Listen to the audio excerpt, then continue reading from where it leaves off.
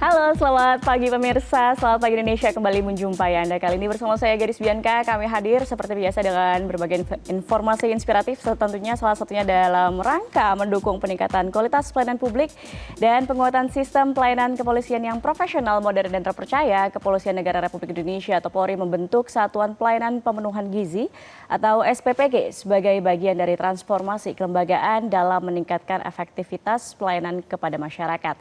Dan peresmian SPPG Polri di Palmerah, Jakarta Barat oleh Presiden Prabowo Subianto ini menjadi momentum strategis untuk memperkuat komitmen Polri dalam mendukung program prioritas nasional, khususnya dalam tata kelola pelayanan publik yang transparan, akuntabel, dan berbasis kebutuhan masyarakat. Dan kemudian pemirsa, pertanyaannya bagaimana optimalisasi SPPG Polri Indonesia? Kali ini saya akan membahasnya bersama dengan narasumber yang sudah hadir di Studio Metro TV, Profesor Dr. Chandra Yoga Aditama, SPPK, pengamat kesehatan Universitas Indonesia, dan juga Mas Haryadin Mahardika, pengamat kebijakan publik. Selamat pagi, Mas Adin, Prof. Chandra, apa kabar? Baik, alhamdulillah. Baik, alhamdulillah. Dan sudah bergabung juga pemirsa Profesor Dr. DRG Sandra Fikawati, MPH, Ahli Gizi Universitas Indonesia yang terhubung melalui sambungan virtual. Selamat pagi, Prof. Sandra.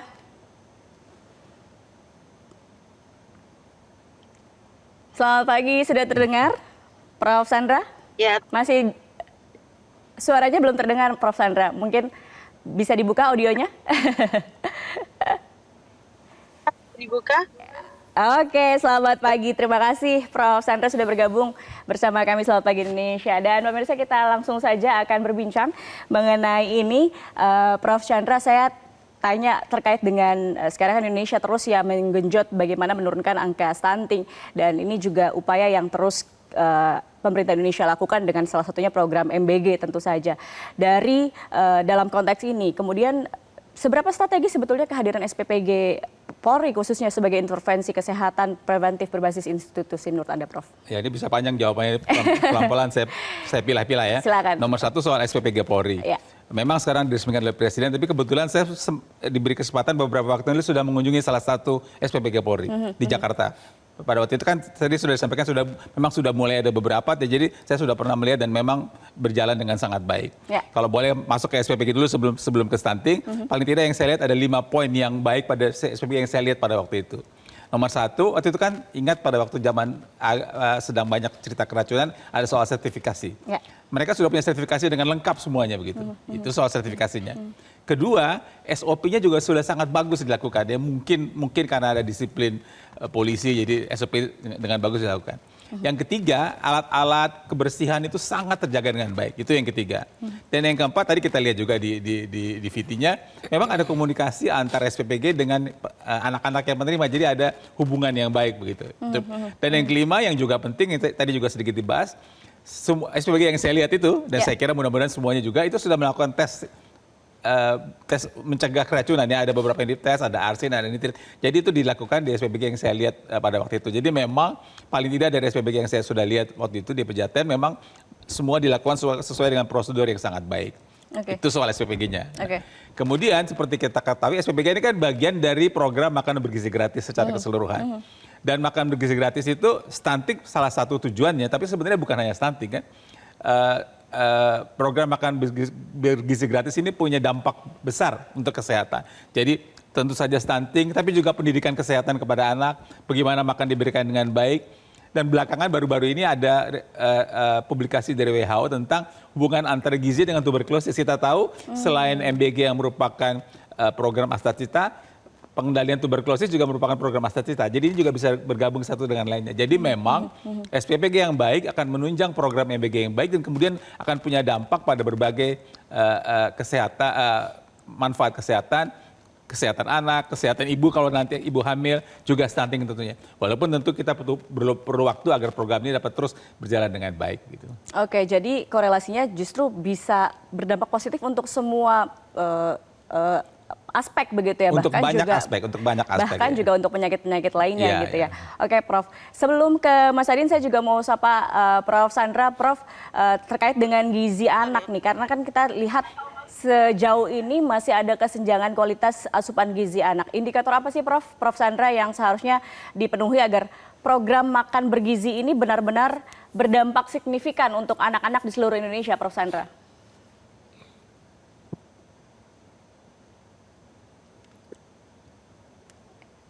Ya, Prof. Sandra sudah bergabung?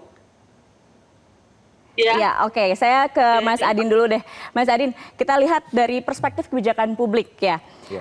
Bagaimana Anda melihatnya langkah Polri kemudian masuk ke sektor pemenuhan gizi anak karena ini juga menjadi salah satu prioritas pemerintah Prabowo Subianto ya. Bagaimana kemudian melihat hal ini bagian dari intervensi negara dalam isu kesehatan nasional? Ya, pertama kalau kita melihat pasti pertanyaan masyarakat, kenapa Polri masuk ke satu kegiatan yang bukan menjadi fungsi utama dari Polri gitu. Tapi kita juga perlu mengapresiasi ini karena apa? Karena program MBG ini dijalankan di seluruh Indonesia dengan variasi yang mungkin bisa berbeda-beda antar SPPG ya. Karena mereka yang menjadi mitra di SPPG ada yang punya keterbatasan permodalan, ada yang punya keterbatasan pengetahuan, akses terhadap sumber daya dan sebagainya. Nah, dengan adanya institusi yang menjalankan SPPG seperti Polri, seperti tadi yang dikatakan oleh Prof. Chandra, kita bisa memberikan sebuah referensi SPPG yang ideal itu seperti apa. Seharusnya seperti itu gitu.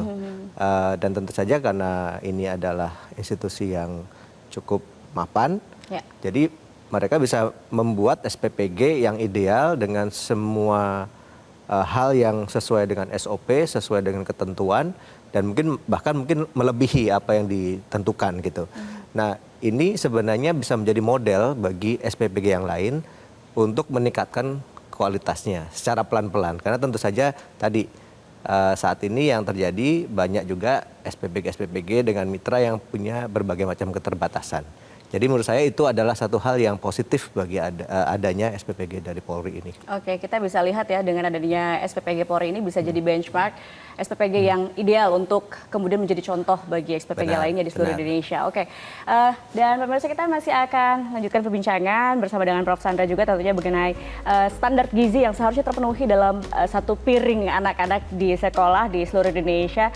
Setelah yang satu ini pemirsa kami akan segera kembali, tetap bersama kami.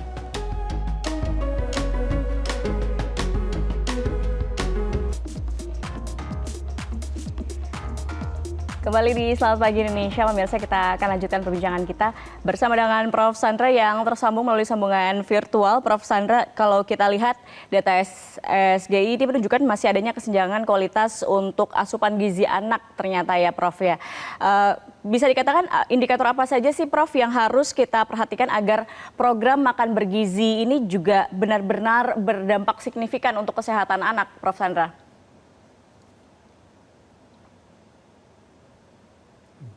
Prof. Sandra, audionya boleh dibuka? ya, ya. Baik, tentunya adalah indikator kecukupan kualitas gizinya, ya.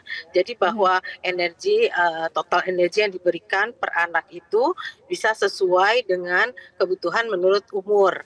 Jadi kalau anak itu anaknya yang masih SD, kemudian anaknya SMP dan SMA itu semua sesuai. Sehingga sebenarnya tidak tepat kalau misalnya semuanya digabungkan sama pemberiannya.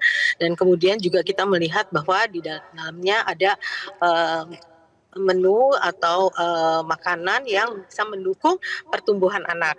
Yaitu misalnya adalah mengandung protein dan kemudian mineral-mineral yang mendukung pertumbuhan seperti misalnya zat besi, zinc, vitamin A dan sebagainya itu harus ada di dalam zat gizi tersebut gitu. Jadi kita harapkan bahwa dengan pemberian makanan ini anak-anak itu juga mengetahui makanan-makanan apa saja yang memang memenuhi kebutuhan gizinya untuk pertumbuhan yang optimal seperti itu. Oke, jadi perlu dilihat juga ya pemberian gizi ini juga harus dilihat usianya, juga kebutuhan-kebutuhan berdasarkan faktor-faktor lainnya. Nah, kemudian tentang balance diet gitu ya, bagaimana kemudian memastikan menu operasional ini tetap bisa memenuhi kebutuhan nutrisi yang dibutuhkan dalam harian, Prof. Sandra? Iya, berarti kita harus menghitung juga kebutuhan gizinya berdasarkan kelompok tersebut. Juga pastikan bahwa semua makanan yang ada yang diberikan itu memang memenuhi standar. Karena itu menjaga standar makanan itu tetap sesuai, itu benar-benar harus kita jaga.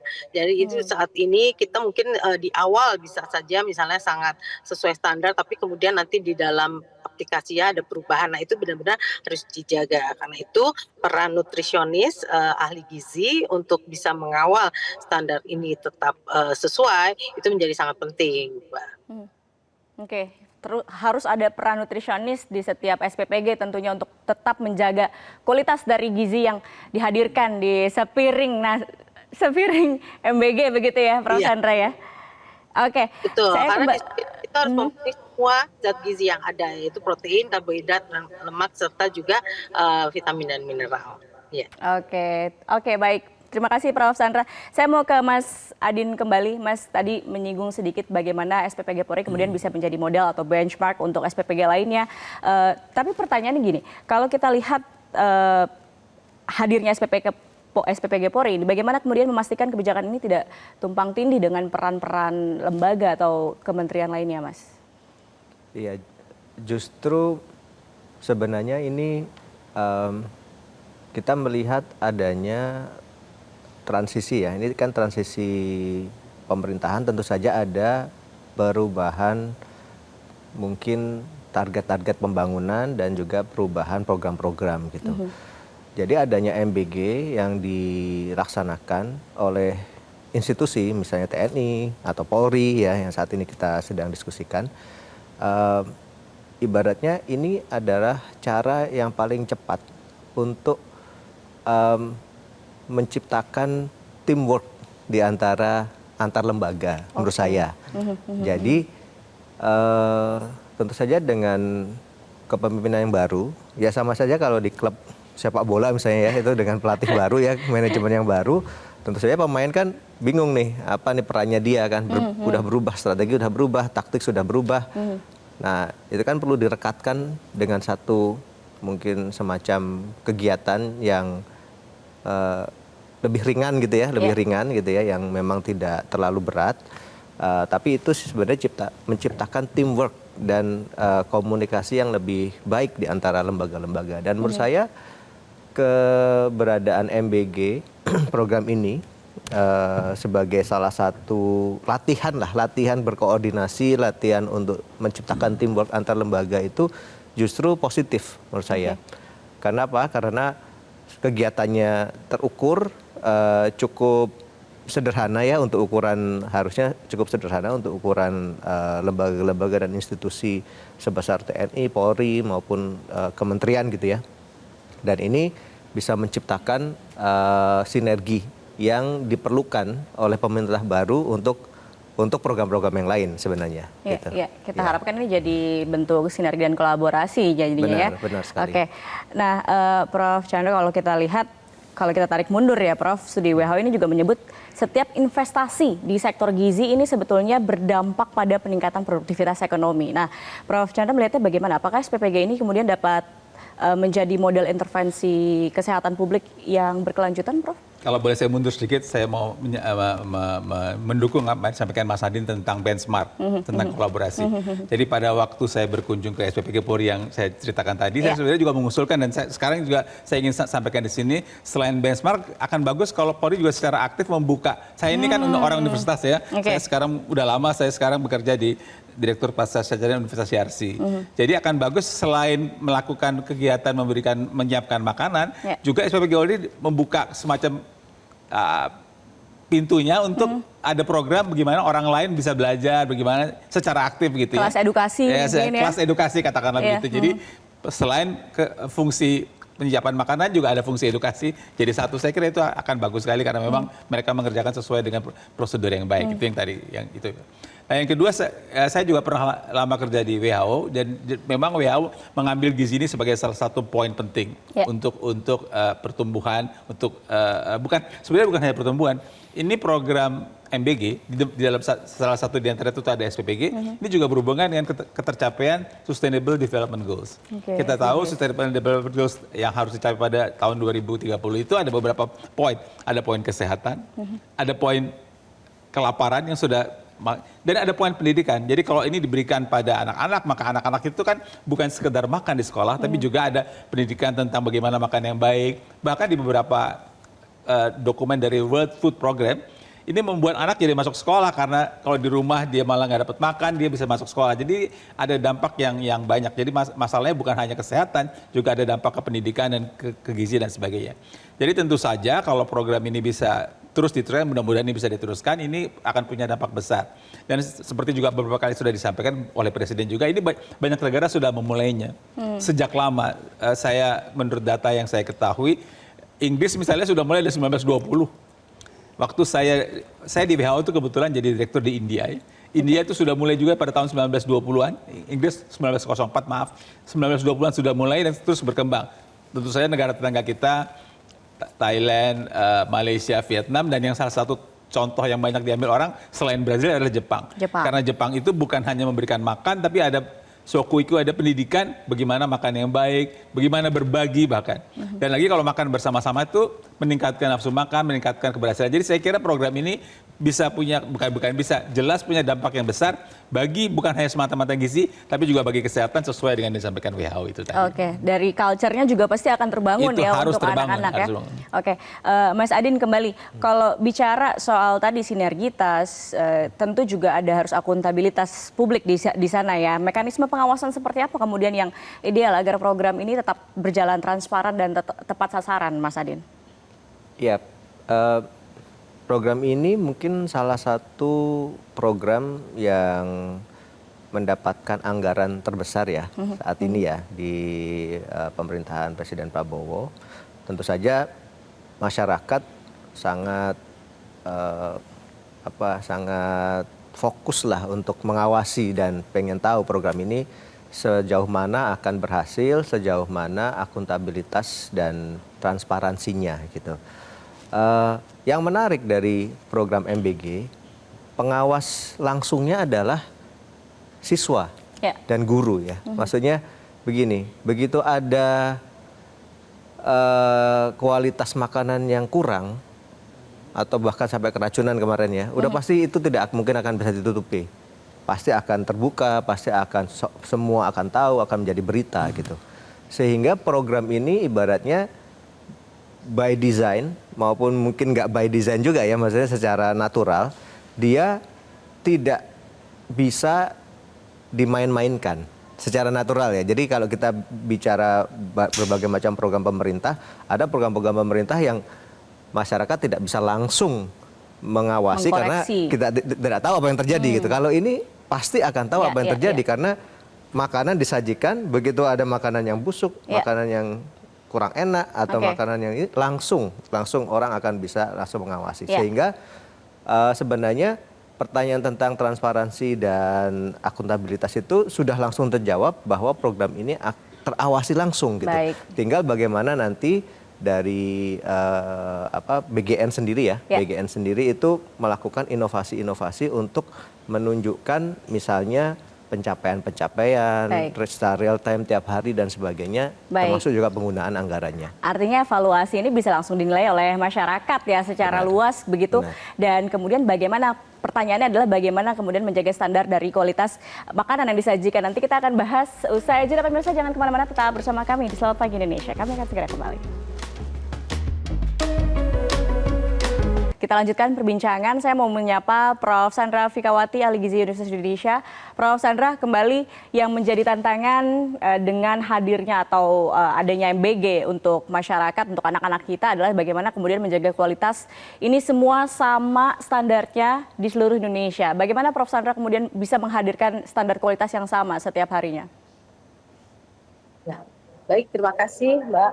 Jadi betul bahwa harus ada standar resepnya dan juga gramasinya. Tentunya juga standar resep itu sebenarnya agar memenuhi pedoman gizi seimbang, yaitu untuk supaya sederhana saja adalah memenuhi piring sesuai piring makanku, di mana ada sepertiganya untuk lauk pauk, sepertiga itu untuk makanan pokok dan juga sayur dan buah ya di situ.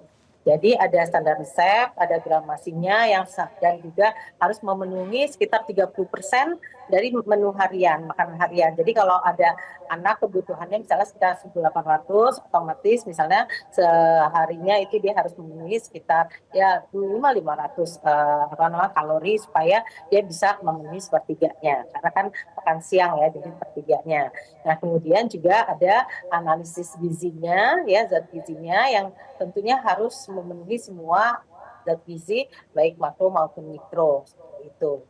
Kemudian juga kita harus melihat juga bahwa supaya standarnya terpenuhi dari segi keamanan juga terpenuhi, SOP dan kualitas kontrolnya juga harus kita jaga ya agar semuanya itu masih memenuhi sesuai prosedur. Kemudian tadi nutrisionis SDM-nya harus terlatih, bagaimana para ahli gizi di situ berperan memantau apakah standarnya itu sesuai ya dengan tadi berapa kalori untuk anak sekian dan sebagainya.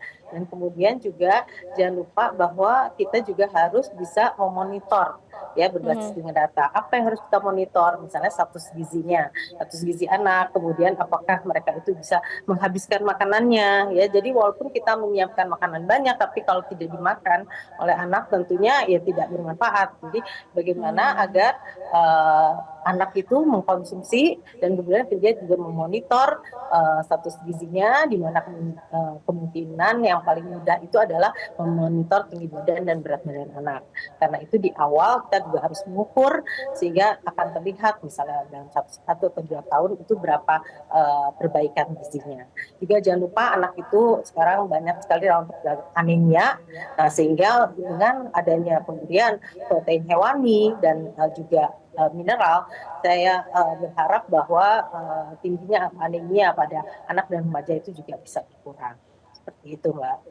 Oke, jadi penting juga ya untuk memonitor kemudian anak-anak tersebut bagaimana kemudian setelah diberikan oleh MBG, dan yang tadi kan kita bahas adalah kemudian standar nutrisinya, Prof. Chandra. Tapi di sisi lain juga kita ada standar distribusi karena kan di situ ada perlu waktu. Bagaimana sih Prof kemudian untuk menjaga standar distribusi ini tidak menurunkan nutrisi yang sudah kita jaga sebelumnya sebetulnya?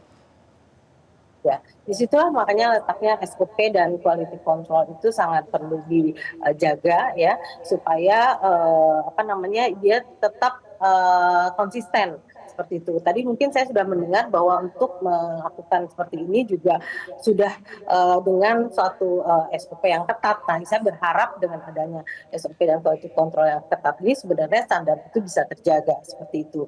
Kita sudah tadi ada real time ya, kapan dia selesai, mulai masak, mulai didistribusikan sampai kepada anak, kemudian dimakan dan sebagainya, itu juga harus memenuhi standar tersebut. Karena kita tahu bahwa walaupun makanan itu baik di awal, tapi kalau distribusinya terlalu lama ataupun sudah sampai tapi tidak dimakannya terlalu siang dan sebagainya, itu juga mungkin akan berdampak juga gitu, Mbak. Jadi itu yang harus kita jaga. Oke, terima kasih Prof. Chandra. Bicara soal quality control, Prof. Chandra seperti apa melihatnya? Karena ini juga masih menjadi perhatian masyarakat ya untuk quality control, distribusi makanan yang memang sudah turun kualitas standar nutrisinya karena ada rentang waktu. Bagaimana Prof melihatnya? Jadi dalam penyediaan makanan apalagi banyak seperti ini ada konsep yang namanya from farm to plate. Dari pertanian sampai ke piring. Jadi ada proses bagaimana makanan itu bahan mentah tersedia, bagus apa enggak bagus, bagaimana bahan mentah itu dibawa ke gudang, bagaimana penyimpanan di gudang, bagaimana dari gudang dibawa ke SPPG, bagaimana pemasakan proses di SPPG, bagaimana dari SPPG dibawa lagi ke sekolah, dan bagaimana anak itu makan di sekolah, dan kemudian bahkan bagaimana limbahnya. Jadi kalau kita mau monitor, sebenarnya monitor yang bagus adalah betul-betul monitor from farm to plate. Jadi ini saya kira usulan saya pertama tentang monitor, dan saya kira sebagian sudah dilakukan from farm to plate, itu satu. Dan yang kedua saya mengusulkan sebenarnya kalau kita di kegiatan-kegiatan yang hospitality kan ada survei kepuasan. Ya. Saya kira akan bagus juga kalau ada survei kepuasan. Baik tadi kan Mas Adin sudah bilang ini kan murid yang di depan mata. Jadi survei kepuasan murid, survei kepuasan guru, survei kepuasan orang tua dan bahkan survei kepuasan penyedia. Jadi pertama evaluasi from farm to plate, yang kedua soal survei kepuasan. Yang ketiga soal dampak. Bagaimana dampaknya nanti terhadap stunting, terhadap berbagai masalah kesehatan, saya mengusulkan ada studi kohort namanya. Jadi kan ini kan program mulai dari 6 Januari 2025. Ya. Kemudian diikuti ke depan begitu berapa tahun dan kelihatan kalau kita ikuti secara kohort itu artinya kelompok yang sama diikuti terus-menerus akan terlihat perubahannya secara bertahap setelah 6 bulan apa yang terjadi, setelah setahun apa yang terjadi, 2 tahun, 3 tahun, 4 tahun. Jadi dengan studi kohort yang dirancang dengan sistematis, kita akan lihat dampaknya sehingga akhirnya betul-betul ini katakanlah punya bukti ilmiah, evidence based public policy. Jadi 3 poin itu yang saya usulkan menjadi bagian penting dari monitoring untuk keberhasilan program yang memang memang sangat bagus, sangat mulia ini. Oke, menarik sekali, harus ada evidence based, harus ada evaluasi tentunya 6 bulan dan 1 tahun seterusnya agar kita bisa melihat benar-benar dampak dari program MBG ini untuk anak-anak kita. Kita akan lanjutkan perbincangan kita pemirsa, tetap bersama kami Selamat Pagi Indonesia, kami akan segera kembali dengan perbincangan menarik lainnya. Kembali di Selamat Pagi Indonesia, pemirsa, program Satuan Pelayanan Pemenuhan Gizi atau SPPG yang dijalankan Polri mendapat apresiasi luas dari masyarakat. Para orang tua menyambut positif kehadiran program makan bergizi ini di mana anak-anak dapat menikmati makanan sehat setiap hari di sekolah. Informasinya tunggu apa lagi bersama pemirsa. Kapolda Metro Jaya memastikan seluruh proses produksi berjalan sesuai standar operasional prosedur atau SOP mulai dari pemeriksaan bahan baku hingga pengecekan keamanan pangan oleh tenaga medis dan juga memastikan makanan yang diproduksi aman, bergizi dan siap dikemas serta didistribusikan ke sekolah-sekolah sekitar. Sebagai ciri khas, SPPG Polri menerapkan standar tinggi sanitasi dan sterilisasi dalam seluruh proses pengolahan makanan karena dilengkapi dengan berbagai peralatan modern.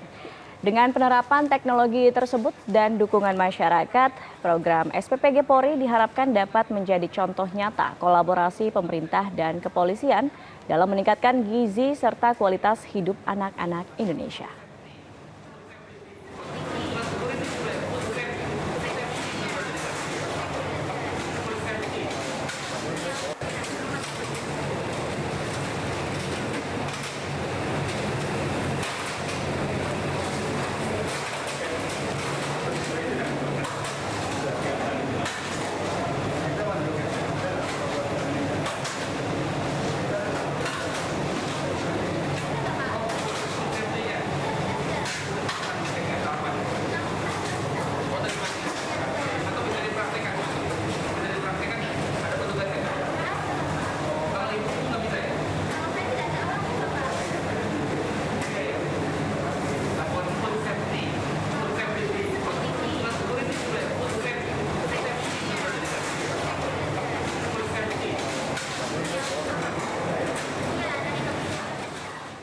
Oke, pemirsa, kita lanjutkan perbincangan kita, Mas Adin. Tadi kita bahas bahwa harus ada sinergitas antar sektoral. Kemudian bagaimana komunikasi yang efektif atau juga koordinasi yang efektif untuk bisa kemudian program ini bisa berjalan dengan sesuai dengan harapan kita semua, Mas Adin. Ya, saya yakin SPPG Polri ini pasti menunjuk satu badan usaha, misalnya yayasan gitu ya, yang terafiliasi. Tadi sempat disebutkan bahwa Yayasan Kemala Bayangkari yang melaksanakan ini. Nah, tentu saja ini merupakan pintu masuk dari kolaborasi itu. Kita semua tahu bahwa program MBG ini menciptakan sebuah ekonomi yang sirkuler ya. Jadi suplai bahan makanan dari berbagai supplier gitu, langsung dari petani, mungkin juga dari Bulog misalnya. Sementara kemudian pasti ada pendampingan ya, mungkin dari tenaga-tenaga kesehatan setempat gitu ya, nutrisionis yang tadi dari universitas seperti yang tadi dibilang oleh Prof. Chandra. Nah, jadi semua bentuk kolaborasi itu saat ini mungkin menjadi bagian dari bagaimana Polri sendiri, SPPG Polri ini dan juga mungkin SPPG yang lain itu bisa menciptakan satu satu kegiatan bersama yang meningkatkan, kalau saya melihat ini sebagai bagian dari kita menciptakan sebuah manajemen dan ketahanan nasional yang terkait dengan bidang pangan gitu. Karena tentu saja sekarang juga kita melihat tema dari berita-berita di dunia global gitu ya, di geopolitik dan sebagainya adalah kemandirian karena situasi keamanan yang semakin beresiko dan sebagainya, sehingga negara-negara harus mulai siap untuk menciptakan ketahanan pangan, ketahanan energi, dan ketahanan nasional lainnya gitu ya. Dan ini merupakan salah satu model gitu ya, model yang sederhana dan bisa dilakukan oleh semua elemen dari bangsa ini. Kira-kira begitu. Menarik, itu yang perlu digarisbawahi ya, ketahanan, karena ini juga berkaitan dengan banyak isu-isu yang isu global gitu. Bagaimana kemudian kita juga, itu salah satu poin penting yang kemudian diprioritaskan oleh pemerintah begitu. Saya mau sapa lagi Prof. Sandra Fikawati. Prof, terakhir mungkin sebelum kita tutup bersama Prof. Sandra, sebetulnya kalau untuk memasak dalam jumlah yang banyak, yang besar begitu, untuk kayak seperti MBG ini kan juga pasti perlu dipertimbangkan untuk nutrisinya, apakah bagaimana cara kemudian untuk nutrisi tidak turun, dan itu bagaimana sih Prof untuk menjaganya? Baik, terima kasih. Ya, tentunya tadi sudah disampaikan bahwa kita harus ada standar resep dan gramasi yang sesuai ya, dan sesuainya juga sesuai dengan umur ya, anaknya. Kemudian kalau misalnya untuk ibu dari ibu hamil untuk menyusui itu juga harus sesuai, dimana misalnya ibu menyusui sebenarnya kebutuhan gizinya lebih tinggi karena dia harus memproduksi ASI dibandingkan dengan ibu hamil. Nah itu kan banyak yang tidak tahu juga. Nah itu sebenarnya harus kita kawal supaya menunya dan kemudian gramasinya itu sesuai. Tadi juga sudah disebutkan harus ada SOP yang ketat, dan kemudian juga tadi ada yang pelatih. Tapi ada satu hal Mbak yang saya harus soroti juga nih, saya rasa sangat penting, yaitu adalah edukasi gizi. Edukasi gizi untuk semua target sasaran, yaitu misalnya ibu hamil, ibu menyusui, anak-anak itu harus tahu bagaimana pentingnya makanan bergizi itu. Tanpa mereka memahami, mereka akan sulit untuk misalnya mau menghabiskan makanan dan sebagainya.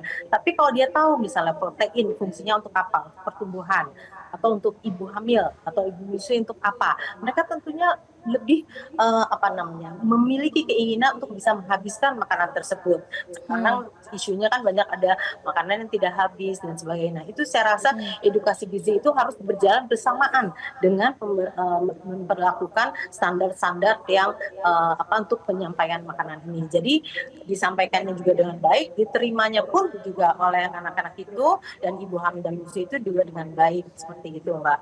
Nah ini saya rasa jadi PR, karena saya sudah mulai nih pendidikan gizi sudah mulai banyak ya. Nah itu saya rasa harus benar-benar ditingkatkan.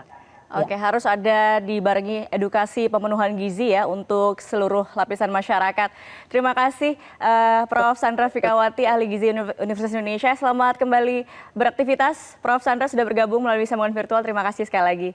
Dan Prof. Chandra, kalau kita lihat satu lagi nih ya, saya mau tanya, karena kan sekarang SPPG Polri sudah ribuan, mulai dari tahap operasional, tahap persiapan operasional, pembangunan, hingga hari ini kita lihat akan ada peresmian dan juga groundbreaking yang tentunya akan diresmikan oleh Presiden Prabowo Subianto. Menurut Prof. Chandra, mungkin kemudian bagaimana SPPG ini bisa meningkatkan kepercayaan masyarakat jika dikorelasikan pada data BPS yang menunjukkan standar pelayanan mempengaruhi trust publik. Bagaimana Prof? Ya, kalau SPPG kan jelas dia menyediakan makanan, kemudian bagian dari program MBG ini. Makanya tadi saya sampaikan tentang survei kepuasan. Jadi itu selain apa yang kita lihat hasilnya, dan hasilnya tentu saja insya Allah baik MBG-nya, tapi kalau ada survei kepuasan, itu juga akan memperlihatkan bagaimana kepercayaan publik terhadap produk ini. Nah selain itu, kalau tadi Mas Andi ngomong soal kolaborasi yang sifatnya makro, saya mau bicara yang sifatnya mikro. Jadi saya pernah bicara di salah satu acara MBG yang disponsori oleh Persatuan Ahli Gizi Indonesia. Waktu itu ada gurunya yang hadir.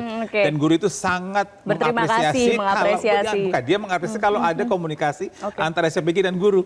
Jadi komunikasi ini, jadi bukan SPPG bukan menyiapkan kemudian mengirim selesai, tapi kalau ada komunikasi dan itu akan membuat kolaborasi itu tingkat kepercayaan juga lebih tinggi lagi. Ketika ada komunikasi pasti tentunya ada kepercayaan yang dibangun ya Prof Chandra ya. Oke baik, terima kasih Mas Adin harus meninggalkan, harus beraktivitas kembali. Terima kasih nanti sama Prof Chandra usai jeda. Nanti kita masih akan berbincang-bincang dan pemirsa Selamat Pagi Indonesia masih akan kembali usai Headline News pukul 9 waktu Indonesia Barat. Tetap bersama kami. Jelajahi cara baru mendapatkan informasi. Download Metro TV Extend sekarang.